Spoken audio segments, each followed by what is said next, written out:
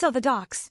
Aurora Enterprises swooped in and secured the deal right under everyone's noses. And then, the Key Enterprises mess? It's like the city's balance of power is being rewritten overnight. He leans back, a faint smile playing on his lips as he swirls a glass of whiskey in his hand. I have to admit, they're quite something. Ruthless and unstoppable. Aurora's reputation isn't just smoke and mirrors. Ray raises an eyebrow, his sharp gaze fixed on Leo as if dissecting his every word. Leo notices the subtle shift in expression and coughs slightly, straightening his posture. I mean, I've seen the younger one, Emma. She's fierce, for someone who seems so calm on the surface. A real enigma. Ray tilts his head, a flicker of curiosity in his eyes. Emma! Yes, I've seen her at charity events. She carries herself well, poised, intelligent. You'd hardly guess the steel behind that calm demeanor. Leo chuckles, his cheeks faintly reddening as he looks down for a moment before meeting Ray's gaze. Yeah, she's something else. She's more public-facing than her sister. Sophia, though, she's a mystery. I've yet to cross paths with her. Sophia stays in the shadows, from what I've heard. The eldest tends to keep her cards close to her chest. But you... Ray's voice trails off, a knowing smirk tugging at the corners of his lips. Leo shifts uncomfortably in his seat, clearing his throat as if trying to steer the conversation elsewhere. What about me? Oh, come on, Leo. Don't play coy with me. I've seen the way you talk about Emma. And... Ray chuckles, his deep laugh filling the room as he leans forward slightly, resting his elbows on the table. I've seen your phone. Leo freezes for a moment, his expression caught between embarrassment and amusement. My phone? Yes, your phone. Those pictures from the gala, the ones with Emma. The ones you've kept as your wallpaper. Don't think I didn't notice. Leo groans, running a hand through his hair, his grin betraying his feigned irritation. All right. So what? She's my moonlight, okay? There, I said it. Happy now. Ray bursts into laughter, his shoulders shaking as he leans back in his chair, clearly enjoying Leo's flustered state. Moonlight, ha! I had my suspicions, but hearing it from you makes it all the more entertaining. Don't get too ahead of yourself, though. The Aurora sisters aren't exactly known for falling easily. Leo smirks, regaining his composure as he leans forward, his gaze steady and determined. I know, but that's what makes it worth the effort. Besides, I'm not just anyone, am I? Ray raises his glass in a silent toast, his expression a mix of amusement and approval. That you're not, Leo. But tread carefully. Those sisters, especially Emma, are like fire wrapped in silk. Beautiful, but deadly if you don't know how to handle them. Leo clinks his glass with Ray's, his smile widening. Good thing I've always liked a challenge, then.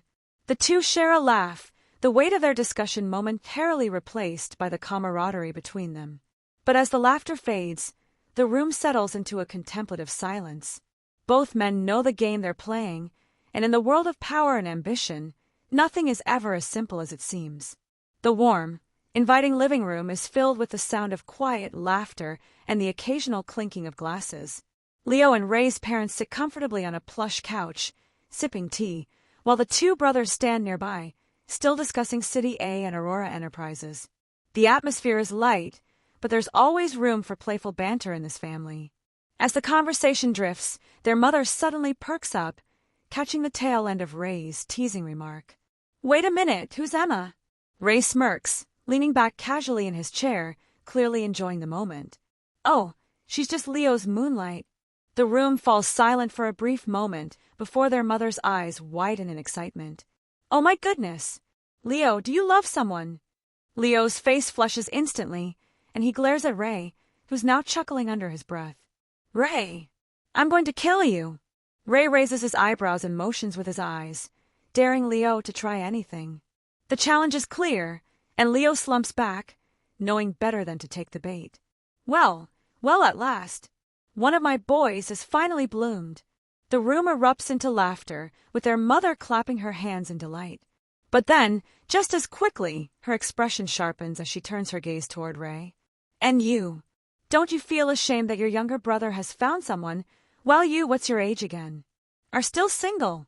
Leo bursts out laughing, nearly doubling over as their father joins in, shaking his head in amusement. Ray, however, places a hand over his face, letting out a low groan. Oh no, here we go again. Don't you here we go, me. Look at you. Handsome, successful, and yet alone. What are you waiting for? A miracle. Ray clears his throat, attempting to regain some composure, but his mother's words have clearly struck a nerve. Leo, still laughing, decides to up the ante. Don't worry, Mom. Ray has someone too, but he's just too secretive about it. Ray's head snaps up, his eyes narrowing at Leo, who grins mischievously. Their mother gasps, leaning forward eagerly. Is this true? Ray, tell me. Who is she? Why haven't you brought her home yet? Leo, what on earth are you talking about? Leo leans back against the armrest of the couch, clearly enjoying the chaos he's caused. Oh, come on. Bro, don't make me spill everything. Should I mention room 1000?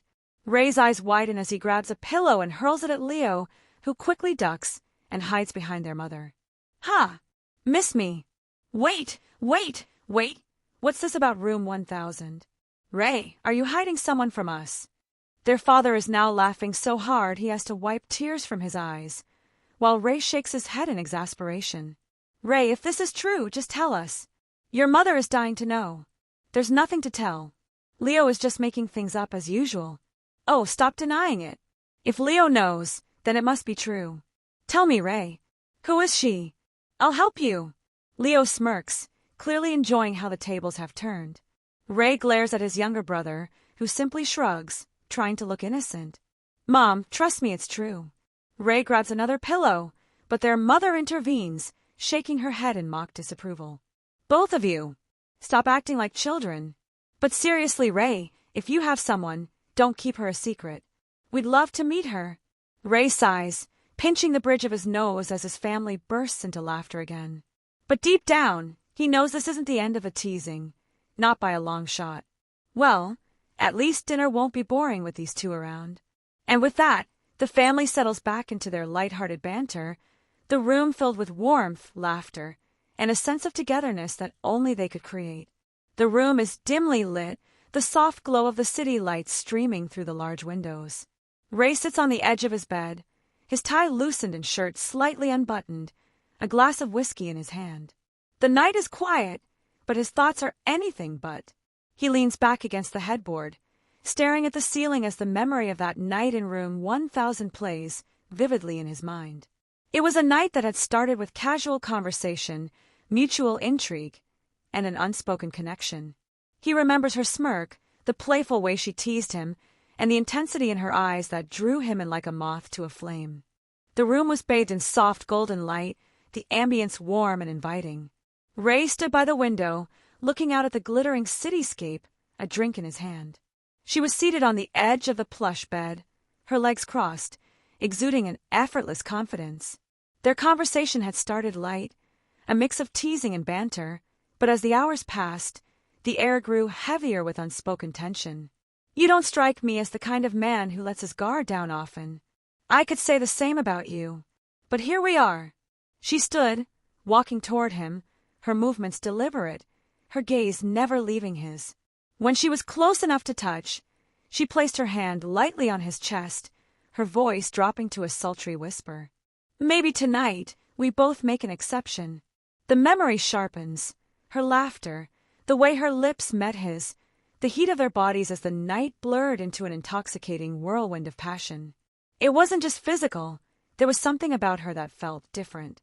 She was bold, unapologetic, and matched his fire with her own. It had been exhilarating, raw, and yet strangely intimate for a one-night stand. Ray runs a hand through his hair, letting out a frustrated sigh. No matter how many times he replays that night, it never feels like enough. She had left before dawn, leaving nothing behind but a lingering trace of her perfume and the memory of her voice. He told himself it was just a one-time thing, a fleeting moment, but the truth was far more complicated. Since that night, no one else had come close to igniting the same spark. No matter how many meetings, events, or casual flings he attended, his mind always circled back to her. She was like a puzzle he couldn't solve, a fire he couldn't extinguish. Who are you, really? And why can't I get you out of my head? Why can't I find you even though I have seen you clearly? He downs the rest of his whiskey, the burn doing little to dull the ache of longing. For the first time, Ray finds himself wanting something, or rather, someone he can't control, can't predict, and can't forget. As the first rays of sunlight seep through the curtains, Ray sits at his desk, flipping through his planner. But instead of focusing on his schedule, his thoughts linger on a single question. Should he try to find her again? The rational part of him says no, what's done is done. But the part of him that remembers the way she looked at him, the way she made him feel alive, refuses to let go. He sets his glass down with a quiet resolve. I need to see her again. And with that, Ray's mind is made up. Once he decided, he feels a spark of excitement, a challenge worth pursuing.